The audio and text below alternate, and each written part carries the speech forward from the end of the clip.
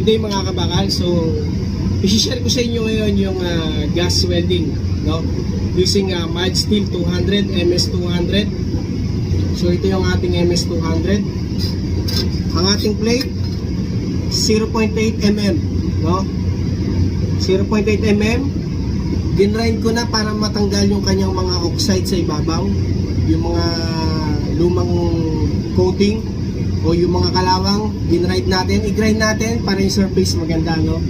So ngayon, we-weld tayo. Ang kailangan natin na flame sa gas welding na ito is neutral flame. Yung tatlong klase ng apoy sa gas welding, meron yan sa mga previous tutorial video ko.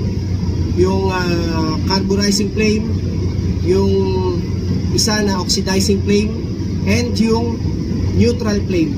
So tuturo ko sa inyo ngayon is gas welding, mild steel, at neutral flame tayo, no? Ang aking acetylene pressure 0.3 bar, ang oxygen is 0.3 bar also. Okay?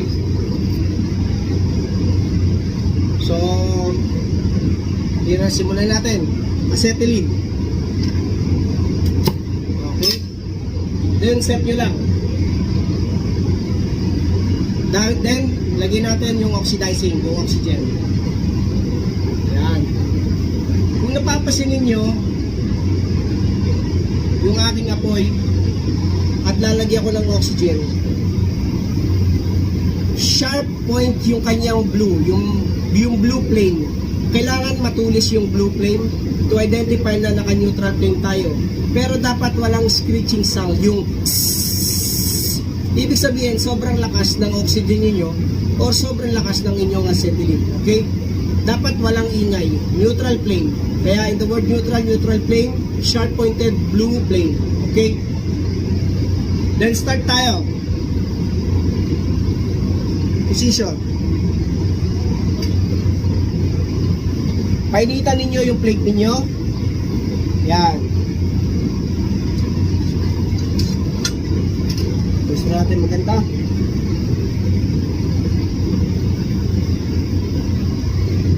Yan, pag nakita nyo nagbaga na, simulan nyo na yan.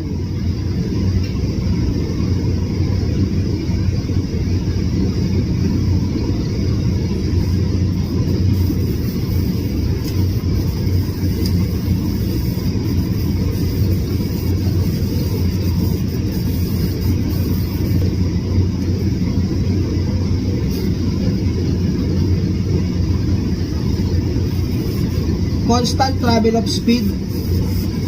Siguraduhin nyo niya maganda yung lusaw. Makikita nyo naman yung inyong molten pool.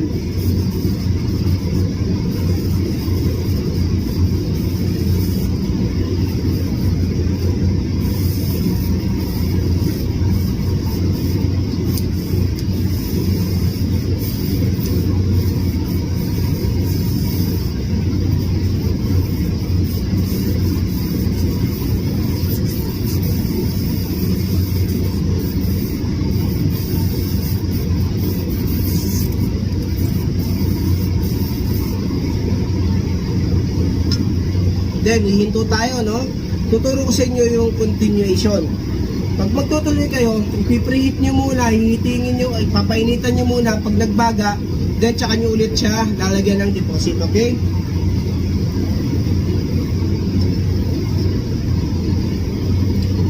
Tapos tayo na maganda kung tumatama tayo sa gato. Yan. Baga na, lagyan natin ng filler.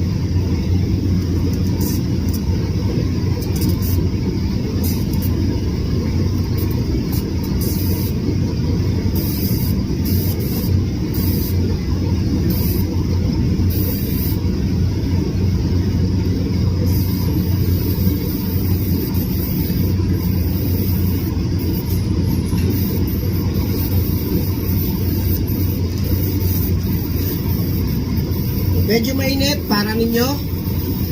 Then pwede nyo i-continue ulit. Kasi pag sobrang init, magbe-breakout tayo.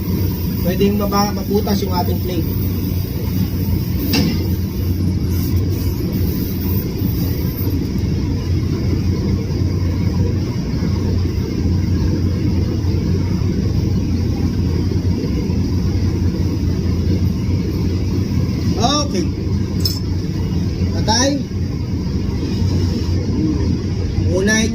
patayin yung acetylene para maiwasan yung gano'n, no?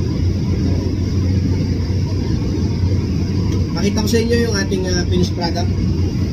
Ayan, pakita natin yung ating hinang. Woo! Yun, no? So, ito yung ating finished product. Using oxyacetylene welding, mild steel. So, yan. Ito yung ating hinang. Alright. So, ganun lang lagi ang setting. 0.3 bar sa oxygen and acetylene. Yun. Then, ang kailangan natin is neutral flame, no?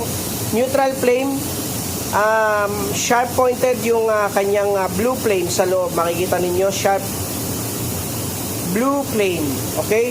And iwasan ninyo yung screeching sound, yung yun, yung naririnig niya parang ganyan. Yan, o. Yan. Iwasan ninyo yung ganung tunog.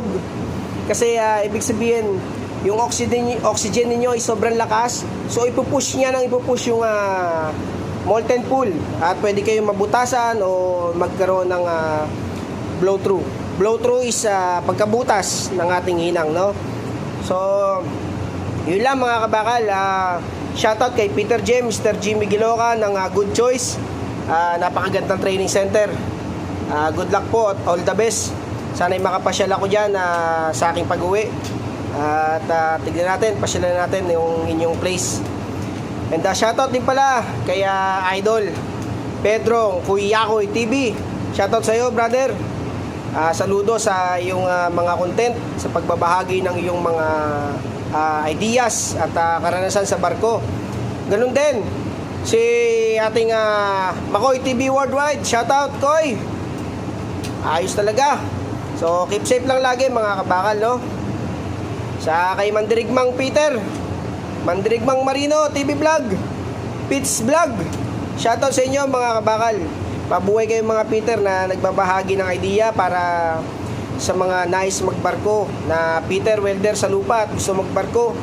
So yun, hindi lang puro welding, may fabrication tayo, meron tayong overhauling, repair, maintenance job, lahat-lahat na. Okay. So yun, saludo ko sa inyo mga kabakal. God bless, keep safe.